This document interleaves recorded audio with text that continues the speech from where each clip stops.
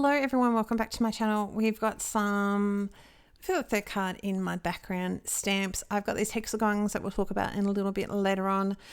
And this background, we've got the Scribble Circle Trio and Robot and Friends die stamps and die sets.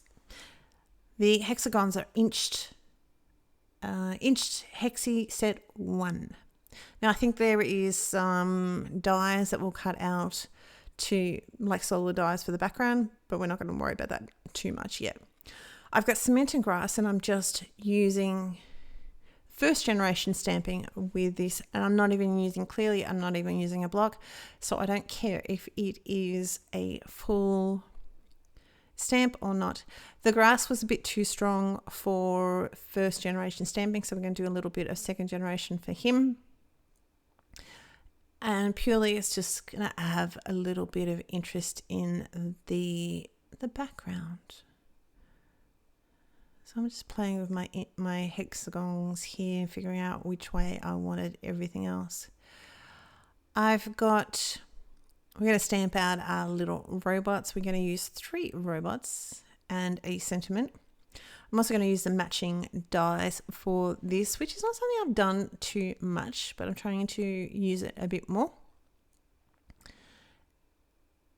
Just placing those down. I'm going to stamp those down with some Copic Safe ink because we're going to colour it with Copics.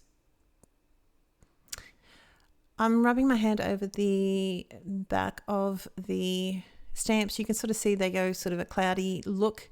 This is just to rub off any excess residue, and they stamp so beautifully. I do have to not stamp it twice, but I press it down twice, only because there was a little bit that needed a bit of pressure. And that's it. The Copics that we're going to use today are C7, C5, C3 and C1. I'm keeping this, it's a little bit out of focus because then you can see the letters on the caps. And I didn't realize it was a little bit out of focus. So we will sort that out a little bit later on. These robots, as I said, I'm trying to keep the colouring very, very simple. This one I'm doing here, I'm not going to colour his right hand side as much, and the robot on on the right underneath my hand there, I'm going to mostly colour his right hand side and keeping his left plain. So they're going to be sticking out on either side of one of the hexagons. The colouring, there's a lot of detail on these stamps because you've got little gauges and all that sort of thing. And for little boys, they're not so worried about pretty things. So I'm keeping them like C5, shading out with some C3 and going down to C1. The C7 is purely just little bits and pieces. So his knobby bits where his ears would be, don't know what they would be called. That sort of thing are going to be C7. And as you can see there, a little bit on his tire, but honestly, I don't do too much with his tire because mostly you can't see it. Backgrounds. The hexagons I coloured a long time ago, and I was ill at the time, so I haven't videoed it. But it's simple. I've just sponged there was 2 different ones. There was navy pool and lime, and then lime, lemon, and bubblegum. And then I've placed the hexagon over the top and stuck that down. And when that was dry, I've just cut out around the outer bits of it. Of course, I haven't played with it, but I think there's a slimline hexagon die. I think that will basically do the background of these ones, but I'm not entirely sure.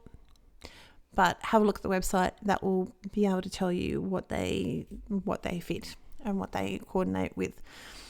But in this particular case, I just sponged down and let it go.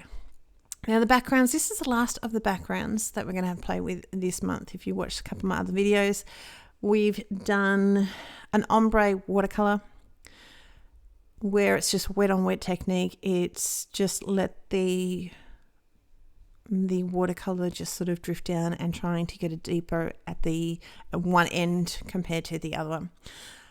One you haven't seen because the card just did not work. And I usually try and make things work. This was just a fail. This one was watercolor with Glad wrap. So for our American friends, cling wrap. Just scrunched up, placed onto the watercolor and let it dry. It produces a really cool effect. This particular card has salt. I'm just lining up my dies here. I'm going to take my time and I'm going to be a little bit low just to make sure they are positioned correctly. This card so you've got the watercolor, just put on whatever way you want and sprinkle it over with rock salt, not like table salt, and let that dry and see how that all, because you can see these darker little blobs. I mean, in between you've got the scribbly circles, but you've got these darker little dots, shall we say. And that's what happens with the salt. It's a fun little technique. The other card with the embossing paste and sprays. So my hope is just to give you a little bit of a different sort of thought on making backgrounds and therefore end up using the backgrounds. So this hexagon that we've got here, I've glued one little robot. I'm just removing all my little tabs and little bits and pieces.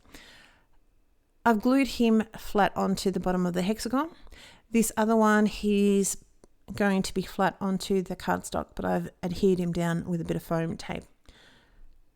I am not gluing his head at the moment because he's going to be like that. His head's going to be sticking up over the top of the other hexagon. So we're just making sure my positioning is properly. It's just like, just set up nice and properly.